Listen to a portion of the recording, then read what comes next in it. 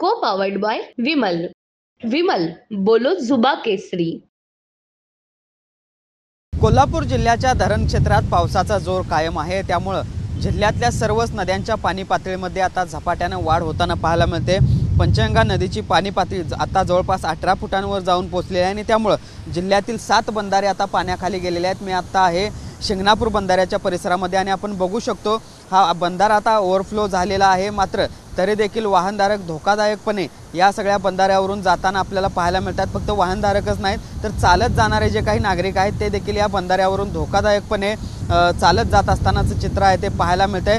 खरं तर जे काही बंधारे पाण्याखाली गेलेले आहेत त्या ठिकाणची वाहतूक पोलिसांनी बंद केलेली आहे. मात्र तरी देखील अशा पद्धतीनं धोका पत्करून हे नागरिक जे आहेत हे बंधारा ओलांडतानाचं चित्र कोल्हापूर जिल्ह्यामध्ये शिंगणापूर बंधाऱ्यावर आपल्याला पाहायला मिळत आहे.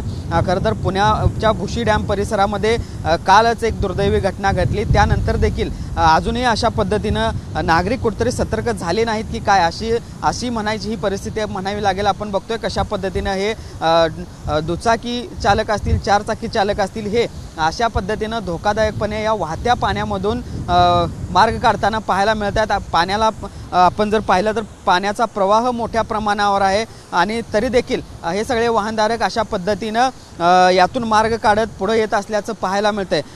खरं तर कोल्हापूर जिल्ह्यामध्ये शहर आणि परिसरामध्ये अजूनही पावसाची प्रतीक्षा आहे.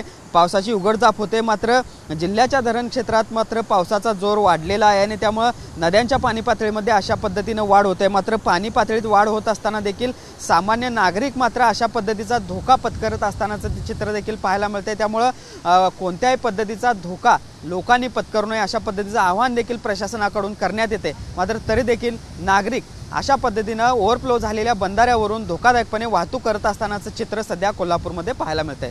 जर्नलिस्ट सुनील काटकरचं Bhushan Patil, TV9 Marathi, Kolhapur. Co powered bye Vimal. Vimal बोलो जुबा केसरी.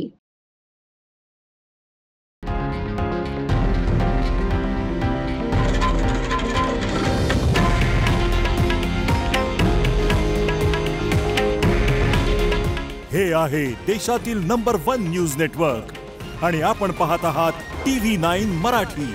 काळजी तुमची, हित महाराष्ट्राचं.